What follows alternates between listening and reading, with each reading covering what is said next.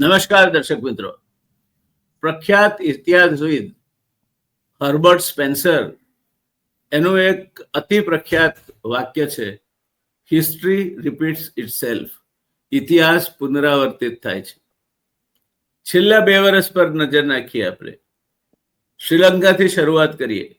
ત્યાંના રાષ્ટ્રપતિ સામે, ત્યાંની સરકાર સામે તોફાનો થયા.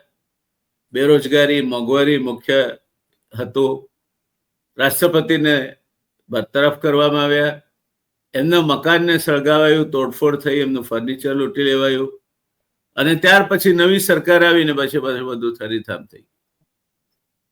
બાંગ્લાદેશનો વારો આવ્યો. શેખ હસીના અઠવાડિયા પહેલા તો ભારત આવ્યા હતા. ભારતના પ્રધાનમંત્રી 3જી વાર પ્રધાનમંત્રી પદે આરૂઢ થયા એના શપથવિધિમાં ભાગ લેવા માટે. પાછા ગયા અને ત્યાં એવું તો શું થયું કે એમણે રાતોરાત બધું મૂકીને ભાગવું પડ્યું અને એમનો મહેલ લૂંટાયો. ફર્નિચર ઉપાડીને લોકો લઈ ગયા. બાંગ્લાદેશમાં અરાજકતા વ્યાપી અને અમેરિકાએ મોકલેલ મોહમ્મદ યુનુસ, નોબેલ પારિતોષિક વિજય, ગ્રામીણ બેંકના અનુભવ માટે એમણે સત્તાના સૂત્રો સંભાળ્યા. ફેબ્રુઆરી 2026માં ત્યાં સામાન્ય ચૂંટણીઓ થશે એવું કહેવાય છે. ત્યાર પછી નેપાળનો વારો આવ્યો. નેપાળમાં તોફાનો થયા, યુવાનો તોફાને ચડ્યા. નેપાળના વડાપ્રધાન ઓલી હજુ થોડા દિવસ પહેલા તો ત્યાં ચાઇનાની વિક્ટરી પરેડમાં ભાગ લેવા ગયા હતા. પાછા આવ્યા અને ભયંકર તોફાનોએ નેપાળને હચમચાવી મૂક્યું. યુવાનો જંગે ચડ્યા અને વડાપ્રધાનને જવું પડ્યું. પુષ્કળ ખાના ખરાબી થઈ, આગજની થઈ, લોકો મરી ગયા અને લગભગ 500 કરતા વધારે લોકો ઘાયલ થયા. સત્તા પલટો થયો. આવું જ કંઈ ફ્રાન્સમાં થયું. ફ્રાન્સમાં એના રાષ્ટ્રપતિ સામે તોફાનો થયા. પેરિસમાં આગજનીને લૂંટફાટ થઈ અને મેક્રોનને જવું પડ્યું.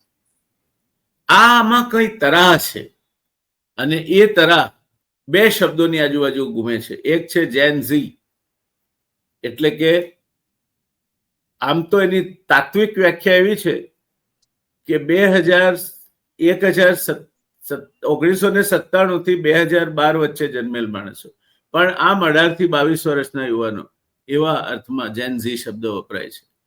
અને બીજો શબ્દ છે એવો જ, ડીપ સ્ટેટ, એક એવું ખુફિયા નેટવર્ક જે ભલભલા રાજ્યોને ઉથલાવીને સત્તાના સ્થાને પોતાને અનુકૂળ વ્યક્તિઓને બેસાડે છે. આજે આ બધી જ વાતની ચર્ચા અને એની અસરો આપણા પાડોશમાં બને છે. તમે જે મહેલમાં રહેતા હો એમાં પાડોશના ઘરમાં જ આગ લાગી હોય તો તમે સુરક્ષિત નથી, એટલું તો તમે સમજી શકો છો. આગ કઈ નહીં, તમારા ઘરમાં આગ નહીં આવે તો આગની ઝાળ તો આવશે જ. ત્યારે આજે આપણે આપણા પીઢ રાજકીય વિશ્લેષક અને આવા બધા બનાવો પર જેમની હંમેશા બાજ નજર રહે છે એવા આદરણીય શ્રી જગદીશભાઈ મહેતા સાહેબ સાથેની ચર્ચા માંડવી છે. મહેતા સાહેબ, નેપાળમાં જે બની રહી છે ઘટનાઓને આપ કઈ રીતે જુઓ છો? વ્યાસ સાહેબ, તમે બહુ સારો સમા બાંધ્યો અને ડીપ સ્ટેટ અને જૈન જે કર્યું છે એ બેની બિલકુલ સાચી વાત કરી છે. ભારતે ખાસ કરીને આમાં બંનેમાંથી બહુ મોટો સબક લેવાની જરૂર છે. કારણ રાહત ઇન્દોરીના શેર જેવું છે. અગર ખિલાફ હે તો હોને દો, કોઈ જાન થોડી है, ये सब धुआं है, कोई आसमान थोड़ी है. એવું માની અને બેસું રહેવાનું નથી ભારતે. શું કામ? लगेगी आग तो आएंगे कई घर जद में, लगेगी आग तो आएंगे घर कई जद में. यहाँ सिर्फ हमारा मकान थोड़ी है. सही है, यहाँ सिर्फ हमारा मकान थोड़ी है. क्या बात, क्या बात, बहुत खूब. એટલે સર એ છે અત્યારે એ ઘટના ઉપરથી આપણે એ સબક લેવાની જરૂર છે કે આ કઈ નેપાળમાં થયું છે, આપણે શું? બાંગ્લાદેશમાં થયું છે, આપણે શું? શ્રીલંકામાં થયું છે, આપણે શું? નહીં, આપણે જ સમજવાની જરૂર છે કે આપણું જે કોન્ટિનેન્ટલ છે, ભારતનો જે નકશો છે, એની અડોશ પડોશના જેટલા પણ સામુદ્રિક થી માંડીને આપણી ભૌગોલિક સરહદો જોડાયેલી છે, એવા જ નાના નાના દેશોમાં આવું શું કામ થાય છે કે કોઈને ખબર ન હોય એટલી હદે રાતોરાત તમે જેન જી થી માંડીને તમે જેને પણ ઉલ્લેખ કરો છો, સત્તા પલટો થઈ જાય છે. જુઓ, અત્યારે આપણે તમે જ હમણાં વાત કરી તેમ સાહેબ, શ્રીલંકાના ગોટાબાયા રાજપક્ષે એને પણ આવી જ રીતે જવું પડ્યું. બાંગ્લાદેશ શેખ હસીના આપણે ત્યાં પડ્યા પાછરા છે, આશ્રય થઈને રહ્યા છે. ફ્રાન્સના મેક્રોનની આપણે વાત કરી. આની પેલા લિબિયામાં જનરલ ગદ્દાફી, એની સામે પણ લોકોનો આટલો જ રોબાળો થયો અને એને આપણે જાણીએ છીએ ઠામ મારી નાખવામાં આવ્યા. ઈરાકમાં સરમુખ ત્યારે સદ્દામ હુસેન, જે ભારતના મિત્ર હતા, પણ એને પણ આવી રીતે ફાંસી આપી દેવામાં આવી. આવું બધું થઈ રહ્યું છે ભારતની ઇર્દ ગિર્દ, તો ખાસ એશિયાઈ કન્ટ્રીઝમાં. શું કામ થાય છે સાહેબ? 100 વાતની એક વાત છે, અમેરિકા આની પાછળની ઘટના જે છે, એવી મહાસત્તા, અમેરિકા સહિતની મહાસત્તા એ માને છે કે ઉગતા સિતારા જે છે એની સામે ધારો તો ઈ ગમે તે કરી શકે એમ છે, જો તમે બે ખબર રહ્યો તો. અત્યારે જેની આપણે ચર્ચા પેલા શરૂ કરી દઈએ, નેપાળના કેપી શર્મા ઓલી સરકાર જે છે એ ચીનનું પ્યાદું હતા, કેવળ ને બિલકુલ કેવળ ચીનનું પ્યાદું. જી. અને ચીન જે છે વિસ્તારવાદી છે, એ તો આપણે બધા જાણીએ છીએ. ચીન જે છે એ એવા જ લોકોને પરેશાન કરી શકે અથવા તો ગળચી જાય ડ્રેગનની જેમ, જેને એની મદદના રૂપમાં આવ્યા હોય તેમ. આ એવો ડોક્ટર છે જે હંમેશા હત્યા કરે છે. એટલે ચીનના જે ઓલી છે વડાપ્રધાન હતા, એની માનસિકતા એટલી હદે ચીને ફેરવી નાખેલી કે એણે પ્રભુ શ્રી રામ એ પણ અયોધ્યામાં નતા જન્મ્યા, બલકે નેપાળના હતા. માં જાનકી નેપાળના હતા. આવું બધું એને કીધું. અને આપણું જે લિપુલેખ નામનો જે પ્રદેશ છે, લિપુલેખ હા પ્રદેશ, એ હા આપણે આપણા નકશામાં ગતાવ્યું, જણાવ્યું, એનો પણ ભયંકર વિરોધ કરેલો. ટૂંકમાં ભારતનું એક જમાનામાં ખંડિયા રાજ્ય જેવું નેપાળ અને વિશ્વનું એકમાત્ર હિન્દુ રાષ્ટ્ર એવું નેપાળ રાતોરાત ડ્રેગનના ફૂફાડાની અંદર આવી ગયું. અને એનો અંજામ શું થયો એ આપણે જાણીએ. ચીનને ને અમેરિકાને જામતું નથી, એટલે ચીને એવું બુદ્ધિપૂર્વક ત્યાં કર્યું, સોશિયલ મીડિયાની જેટલી એપ્સ કે વેબસાઇટ છે બધું બંધ કરો. એમાં બધા જ બંધ થયા, ખાલી ટિકટોક ઈ ચાલુ રહ્યું. બસ ત્યાંથી આનો ઘડો ભરાણો પાપનો. અને આપની જાણ ખાતર વ્યાસ સાહેબ, મને ને તમને અત્યારે ટીવીમાં જોનારા કરતા યુટ્યુબમાં લોકો આપણને વધુ જોવાનું પસંદ કરે છે, અથવા તો વધુ આપણે જોવાઈએ છીએ. એનું કારણ એ છે કે આ સહુલિયત છે. આ હું ખેતરના શેઢે બેઠો બેઠો જોઈ શકું, અગાસીમાં જોઈ શકું, અને હું બસમાં ટ્રાવેલિંગ કરતો, કારમાં ટ્રાવેલિંગ કરતો જોઈ શકું. આ ફ્લેક્સિબલ છે. સોશિયલ મીડિયા જેવું તાકતવર સાધન કોઈ નથી. અને આપણી સ્થિતિ એ બાબતમાં અત્યંત પુઅર છે. એમ કહું છું કે પોટાશ જેવો આજનો વર્તમાન છે ને કમનસીબે આપણે રૂની દુકાન છે. આ એના જેવી સ્થિતિ છે સર. ક્યા બાત હે, વેરી એપ્ટ કમ્પેરિઝન. જી સર, વેરી એપ્ટ અત્યારે કમ્પેરિઝન. હા, એવી આપણી સ્થિતિ છે. આપણે ત્યાં પણ કોઈ પણ પ્રકારનું બહુ નિયંત્રણ નથી. આપણે કેટલીક વેબસાઇટ અને કેટલાક NGOs ને બંધ કર્યા કેન્દ્ર સરકારે, પણ એમાં પાછું રાજનીતિ જેવું હતું. ભાઈ, પક્ષની વિરુદ્ધમાં જાજુ બોલતા હતા, દેશ કરતા પક્ષનું હિત વધારે. પણ સોશિયલ મીડિયામાં અત્યારે જે બેફામિયત ચાલી રહી છે, એને જો કંટ્રોલ કરવામાં નહીં આવે તો આપણે નેપાળ જેવી સ્થિતિનું પણ આંકલન કરીએ તો જરાય અતિશયોક્તિ નથી, એમ કહું છું.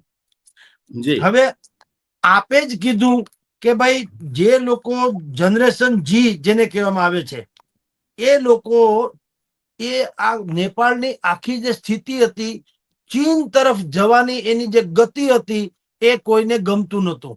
પછી એમાં ઉમેરાણું બેરોજગારી, એમાં ઉમેરાણો ભ્રષ્ટાચાર, અને એમાં ઉમેરાણું નેપોટિઝમ એટલે પારિવારિક વાદ. આ નેપાળના રાજા રજવાડાઓ કે મંત્રીઓ તમે જુઓ, એની સંપત્તિ ને એના બેફામ ખર્ચા ને એના ભ્રષ્ટાચારો ને એટલા ચરમસીમાએ હતા. અને બીજું, ચીન સિવાય કોઈ નહીં, ચીન જ જાણે આપણું રાહનુમા છે. મને ભારત આપણું શત્રુ હોય એવી એની જે માનસિકતા હતી એ ઘણા સમયથી 1 વર્ષથી આ બધું ચાલતું હતું સાહેબ, 1 વર્ષથી વધારે પડતું. અને વોટ્સએપ યુનિવર્સિટી જેને કહી શકાય એમાં જ આ કોર્સિસ ચાલતા હતા એમ કે તો હાલે, જેની પરીક્ષામાં સરકાર નિષ્ફળ ગઈ. જી સર, 1 એક વસ્તુ વર્ષથી. મારે આપના ધ્યાન પર મૂકવી છે, આપની જી ચર્ચામાં આવરી લો કે આ પરિસ્થિતિ કંઈક અંશે ઊભી કરવા માટે આપણે જવાબદાર છીએ. કારણ કે જ્યારે ચીનમાં મદેશીની ચળવળ થઈ અને મદેશી ભારત સરકારને, ભારતની સરહદોને અડીને આવેલી વસાહતો છે, એટલે આપણે નેપાળની સરહદ બંધ કરી નેપાળમાં જરૂરિયાતની વસ્તુઓ છે એની પણ તંગી સર્જાઈને એમાં ચીન ઘૂસી ગયું. એટલે ભારતની વિદેશ નીતિ પણ ક્યાંક અંશે આમાં ઊંઘતી ઝડપાઈ, જેના કારણે નેપાળ આપણાથી દૂર ગયું. મદેશીઓની ચળવળમાં આપણે પડવાની જરૂર નહોતી, એ નેપાળની આંતરિક બાબત હતી. એમાં અબકી બાર ટ્રમ્પ સરકાર કરવા માટે આપણે ભાષણ કરવા જવાની જરૂર નહોતી. આવી જ આપણે ભૂલ માલદીવ સાથે કરી હતી, જે પાછળથી સુધારી છે આપણે. એટલે આપણી વિદેશ નીતિ પણ કાંક પેલા કટી પતંગની માફક ગોથ ખાતી રહી છે એવું લાગે છે આપને? સર, મારું આંકલન જરા જુદું છે અને હું બહુ નાનો માણસ છું એટલે મારી રીતે તમને કહીશ કે જ્યારે કોઈ માણસ માજી નાવ ડૂબોય તો ઉસે કોણ બચાય. આપણે નેપાળને એટલા માટે રાહત નથી આપતા કે એ ગદ્દારી કરે. એ આપણું પડોશી રાજ્ય છે અને આપણા જેવું જ છે. આમ જુઓ તો આપણું ચલણ ત્યાં ચાલે છે. એટલે આપણી કોશિશ તો વિદેશી નીતિમાં એવી હતી કે નેપાળની સાથે આપણા સંબંધો યથાવત રહે અને ચીન ઘૂસી ન જાય. તમે જુઓ, પણ ગદ્દારી કરી ત્યાંના ઓલીએ અથવા તો ચીન આપણા કરતા વધુ પડતું ખતરનાક નીવડ્યું, 2 માંથી 1. નહીતર આ જ નેપાળ વિશે કહેવાય છે ને, હમણાં જ પી ચિદમ્બરમનો એક પુસ્તકનો ઉલ્લેખ કરીને છાપામાં અહેવાલે આવ્યા છે કે નેપાળના રાજાએ તો કીધું હતું કે મારે ભારતમાં ભળી જવું. જવાહરલાલ નહેરુએ ના પાડી કે અમે પડોશી રાષ્ટ્રોની સંપ્રભુતા જે છે એને અખંડ રાખવા માંગીએ છીએ વગેરે વગેરે. ટૂંકમાં એક ઇન્ટરનેશનલ નેતૃત્વમાં પોતાની છબી ચમકાવવા માટે થઈને આ પડોશી રાજ્ય જે આપણું કાયદેસરનું રાજ્ય થવાનું હતું એ પણ ઇનકાર કરેલો. તો એ પણ જે તે સમયની ક્ષતિ ગણો યા તો આપણું આંકલન ટૂંકું ગણો, જે ગણો તે. હવે એવડી મોટી હસ્તીએ નિર્ણય લીધો હશે તો આજના પરિપ્રેક્ષમાં આપણે એને કદાચિત એમ કહી શકીએ કે થાપ ખાધી હતી, પણ સંભવ છે કે ત્યારે એને ઉચિત લાગ્યું હોય. એટલે એટલું બધું આપણી વિદેશ નીતિને કારણે આ નેપાળમાં આ સ્થિતિ થઈ, અથવા તો આપણે જવાબદાર નથી. એ લોકો 2 જવાબદાર રહ્યા અને 2 વફા પણ રહ્યા. સાહેબ, નેપાળ એમાં સાહેબ મારે થોડુંક આપની સાથે મતાંતર છે. હોઈ કારણ કે શકે આપણે સાહેબ. અગ્નિવીર યોજના દાખલ કરી.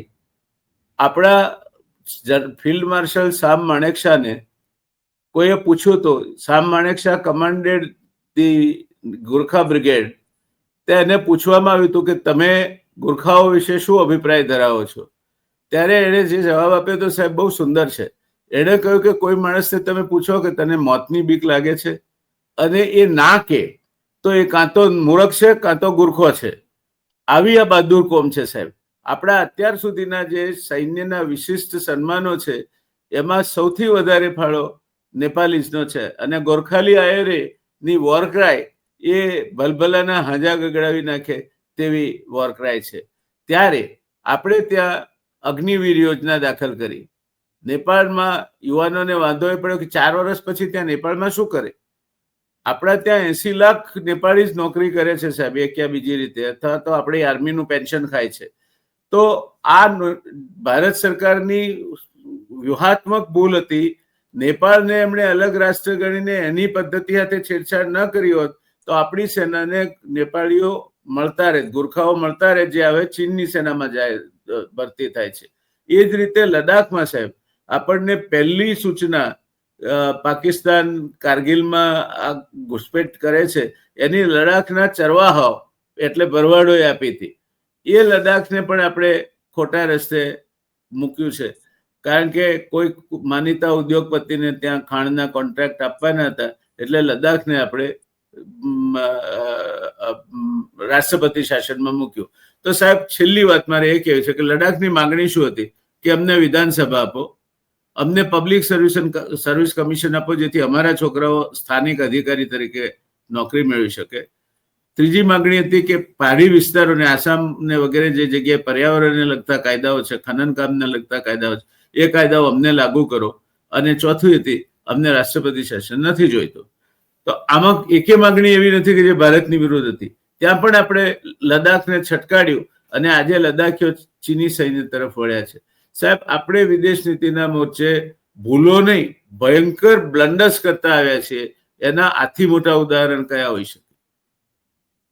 વ્યાસ સર, કદાચ આપ અભ્યાસુ વ્યક્તિ છો ને જે કયો છો એ તમારી દ્રષ્ટિએ બરાબર હશે, પણ હું લોકોમાં જે જનમાનસમાં છે હું એનો પ્રતિનિધિ જેમ કે તો ચાલે.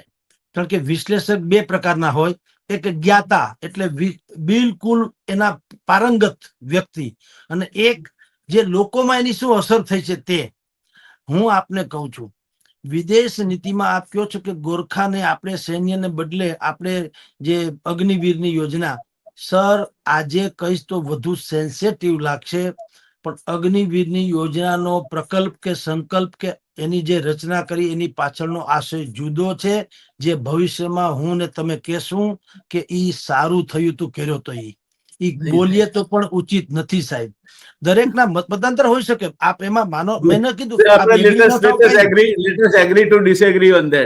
હા બિલકુલ સર, ઈ ઓબ્વિયસલી તમે હોઈ શકો. હું જનતાની વાત કરું, અસંમત થવા ટેવાયેલા છે એટલે કઈ વાત બિલકુલ સર, બિલકુલ. અને એ હોવું જોઈએ સાહેબ. એમાં હું કહું હું ખોટો હોઈ શકું.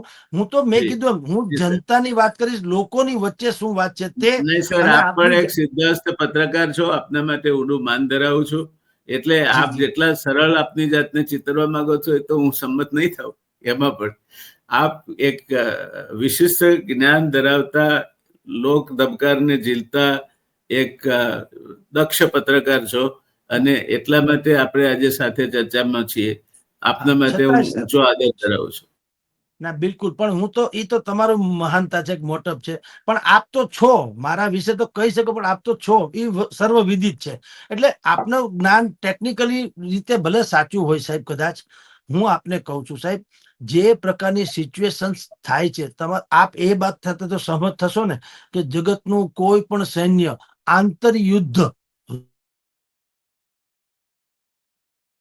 સરહદનું હા. હવે આવે છે અવાજ? હવે આવે છે અવાજ? હા આવે છે. તો જી સરહદી યુદ્ધો જીતવા એ સહેલી વાત છે, આંતરયુદ્ધ જીતવા એ બહુ અઘરી વાત છે. મારો ને તમારો ડોક્ટર પોતાની દવા કરી શકતા નથી હોતા, વાણંદ પોતાના વાળ કાપી નથી શકતા. એવી રીતે આપની જાણ ખાતર આંતરયુદ્ધ રોકવા માટે થઈને તો એ બિલકુલ એકબીજાને પ્રત્યે આદર ભાવ વાળું વાતાવરણ અથવા તો આંતરિક સલામતી જરૂરી છે. એટલે આજે આપણને અપ્રાસંગિક અથવા તો અતિશયોક્તિ જેવું લાગે છે જે અગ્નિવીર સહિતની યોજના. ભવિષ્યની પેઢી એમ કહેશે કે ના, સારું થયું કે આવી કંઈક વિચાર બીજ રોપવામાં આવ્યો હતો. કારણ કે અગ્નિવીરનું ગુજરાતી એ નથી કે બીજાને આપણે બેદખલ કરવા, પણ આ પણ એક જરૂરી છે. સરહદ ઉપર સૈન્ય લડતું રહે, સૈન્ય વારંવાર સિવિલિયન્સ એરિયામાં આવે એ સારું નહીં. આપે એને એગ્રી થશો, કારણ કે સૈન્ય હોતા હે. હવે એને વારંવાર તમે સિવિલિયનમાં આવો તો એની હાલત થઈ જાય પોલીસ જેવી. અત્યારે પોલીસ નામનું તંત્ર છે ખરું, પણ કેવું છે એના વિશે આપણે ડિબેટ કરીએ એટલી ઓછી થઈ પડે, એના જેવી વાત છે. ખેર, પણ હવે આપણે મૂળ મુદ્દાથી આપણે અલગ ન ભટકીએ એટલે કહું છું. નેપાળમાં જે સાહેબ તથાકથિત ક્રાંતિ થઈ છે એને આપણે બિલકુલ આમ સારી ભાષામાં ક્રાંતિ તરીકે લેવી ના જોઈએ. એની પાછળના આકા એ બહુ જુદા છે ને. એ આકા એ એક નહીં 3 રાષ્ટ્રમાં, આપણા જ પડોશી 3 શ્રીલંકા, બાંગ્લાદેશ અને હવે નેપાળ, એમાં એને સાબિત કરી દીધું કે એ લોકો ધારે તેમ બીજા દેશની સત્તા પલટો કરાવી શકે યા તો અરાજકતા સર્જી શકે.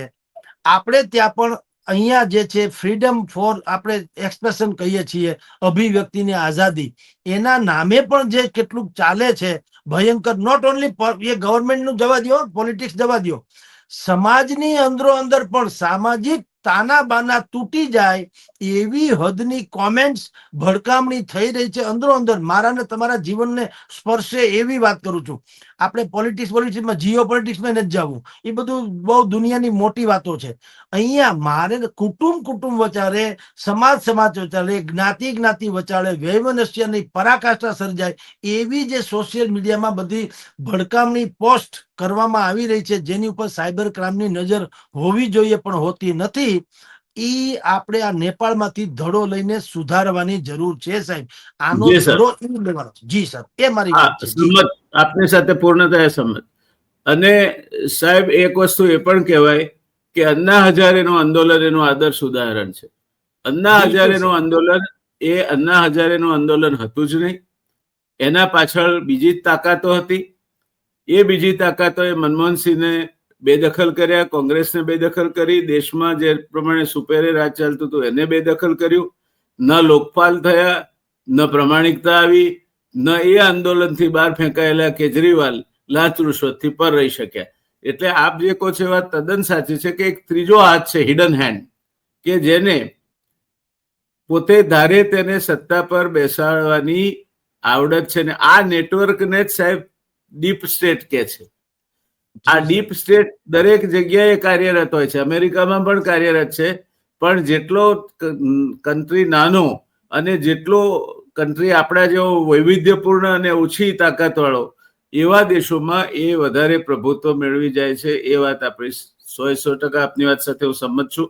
અને આ ઉપરથી અન્ના હજારેના આંદોલન ઉપરથી, ફ્રાન્સમાં જે થયું તેના ઉપરથી આપણે શું બોધ લેવો જોઈએ? સર, આ બિલકુલ વાજિબ પ્રશ્ન છે. આના ઉપર ક્યારેય ડિબેટ કે ચર્ચા પણ નથી થતી. જી, હિન્દુસ્તાનના પ્રત્યેક નાગરિક જે સમજદાર છે, કમસે કમ એને કોઈ પણ ઉપર ઓવારી જવાની, સમરકંદ બુખારા ઓવારી જવાની જરૂર નથી હોતી. સોશિયલ મીડિયા, હા, બસ વેરી રાઈટ, આટલું જ. Very right, you well said, well said. ગમે તેવું એ આપણને બતાડે ચિત્ર, પણ આપણને ખબર છે ચૂડેલનો વાહો હંમેશા ખતરનાક જ હોવાનો. ચહેરો કદાચિત રૂપાળો હોઈ શકે. તો સોશિયલ મીડિયામાં અત્યારે એટલી બધી, તમને કહું, સેન્સિટિવિટી થી કહું છું સાહેબ, કે હવે તો પાછો એમાં AI નો જમાનો આવી ગયો, આર્ટિફિશિયલ ઇન્ટેલિજન્સ. તો તમે જય નારાયણભાઈ વ્યાસ અને જગદીશભાઈ મહેતા બથોબથ બાંધ્યા છે, ઝઘડો થયો છે, એકબીજાને છરી મારી દીધી છે, એવું કાયદેસર આવી જાય સાહેબ. બતાવી લોકો શકો, જ્યાં એમનો અવાજ, એમનું બોડી ડબલ બધું જ થઈ શકે. અને સમાજ જ્યાં સુધી સમજે, આ ઓડિયન્સ, સમાજ એટલે આનું ઓડિયન્સ હો, આ લોકોનું, સોશિયલ મીડિયાનું, સોશિયલ મીડિયાના દર્શકો, ગ્રાહકો કે એનું TRP નું જે ગણો તે, એ લોકો જ્યાં સુધીમાં આ ઘટના સમજે ત્યાં સુધીમાં તો જે નુકસાન જેને કરવાનો ઈરાદો એ તો કરી ચૂક્યા હોય. એટલે પ્રોબ્લેમ ઇઝ ધેટ, મને કેટલાય લોકોએ કીધું કે સાહેબ તમારા મીમ્સ બન્યા, એટલે મારા, બોલો હવે હું મારા જો આવડા માણસના મીમ્સ બને છે. અને મીમ્સમાં એવું છે કે મારા જે હોઠ, હું જે પટપટાવીને બોલું છું, એમાં શબ્દો બીજા નાખી દેવામાં આવે. કે હું અત્યારે તમને કહું રામ રામ, તો તમે એમ કહો મને જગદીશભાઈ રહીમ રહીમ કેમ કીધું? એટલે આનો શું જવાબ છે? બોલો સાહેબ, એક વસ્તુ સમજો કે આપ જે કહો છો આ બધું થવાનું છે. આવનાર સમયની આ વરવી વાસ્તવિકતા બનવાની છે.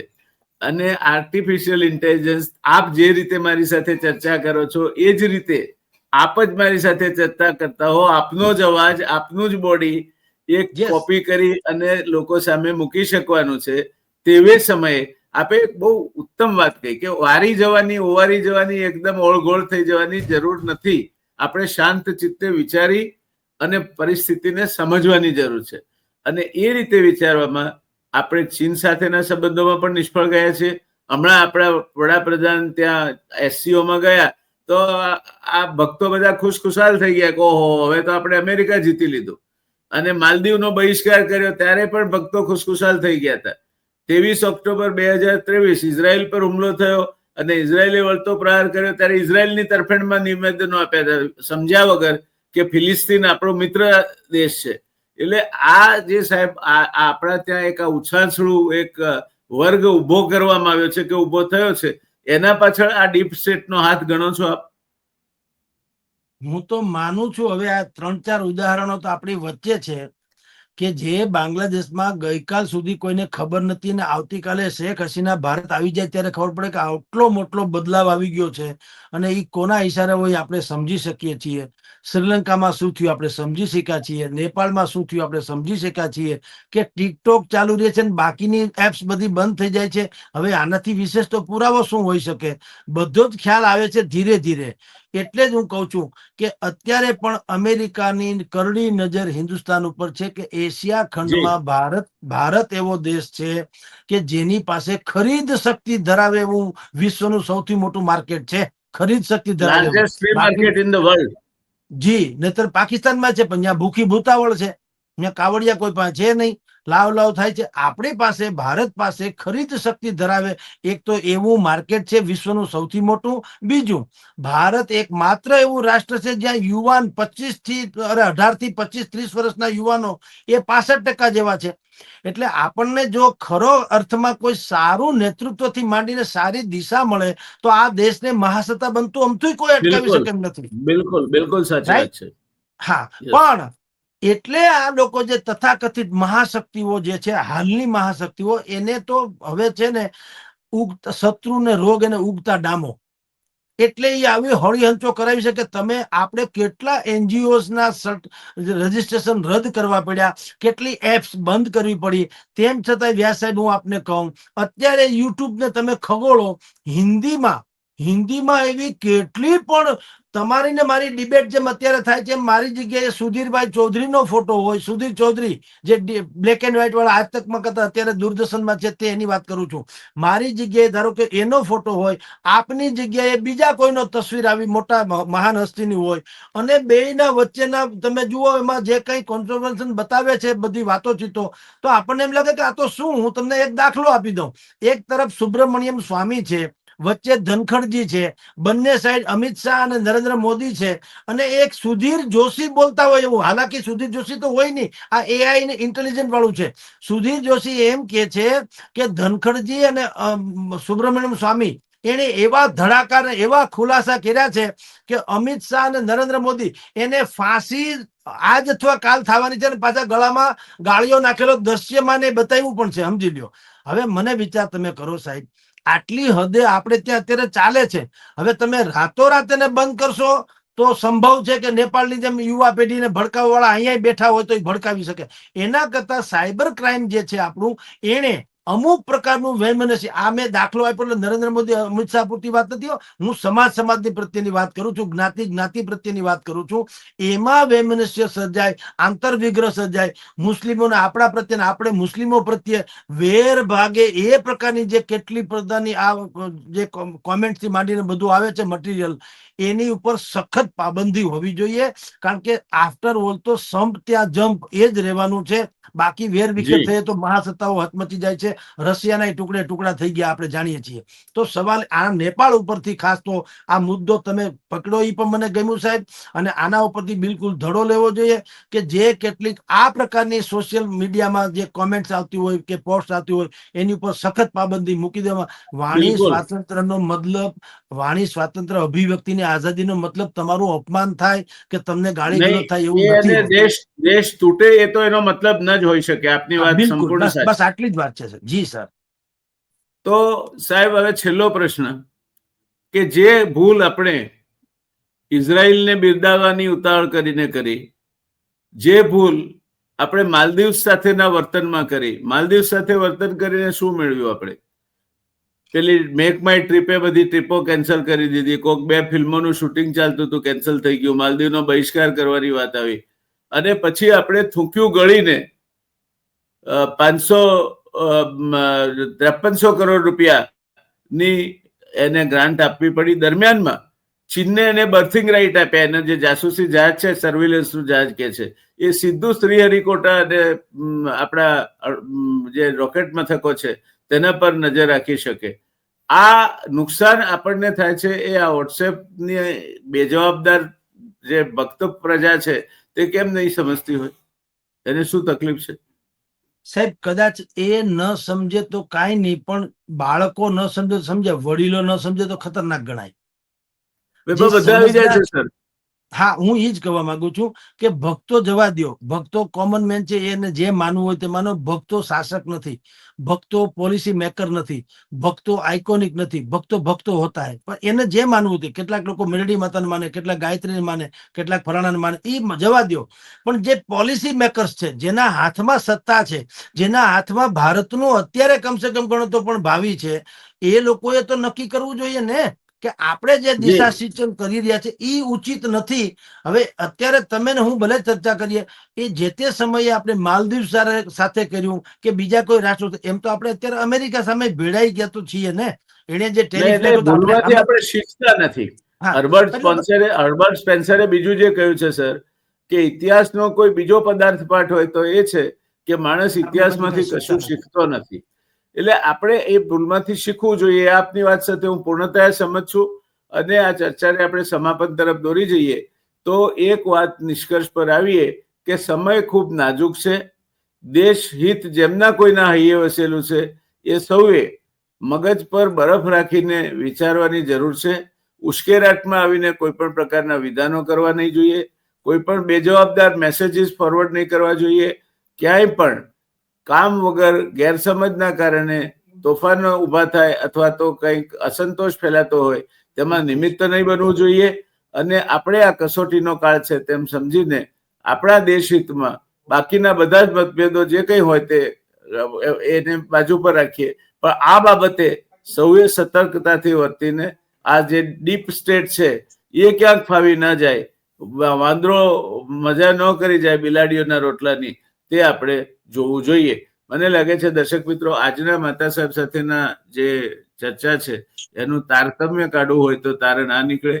અને મહેતા સાહેબની એ વાત સાથે હું પૂર્ણતયા સમજ છું. એટલે અમે આ ચર્ચાનો અંત પણ સર્વસંમત અંત લાવીએ છીએ કે સમય સાહેબે કહ્યું હતું તે પ્રમાણે મેંદલામાં આગ લાગી છે, પાડોશીનું ઘર સળગશે, તમે સલામત રહેશો એવા કોઈ ભ્રમમાં રહેતા નહીં. આગ લાગી છે તો તમને પણ એની ઝાડ અડશે અને એ ઝાડ ના અડે તે જોવા માટે આગ ન લાગે તે જોવું અથવા આગ બુઝાવવા માટેનું કામ કરવું એ પણ દેશભક્તિનું જ કામ છે, દેશહિતનું જ કામ છે. આપણે સૌ એ દિશામાં ધીર ગંભીર બની અને ચાલીએ એ વાત સાથે મારી આજની વાત ને સમાપન તરફ દોરી જાઉં છું. મહેતા સાહેબ આપે સમય ફાળ્યો. આપ ખૂબ જ વ્યસ્ત છો હું જાણું છું, છતાં સમય ફાળ્યો તે માટે ખૂબ આભાર અને મળતા રહીશું. દર્શક મિત્રો આપ સૌનો પણ ખૂબ ધન્યવાદ. Thank you sir.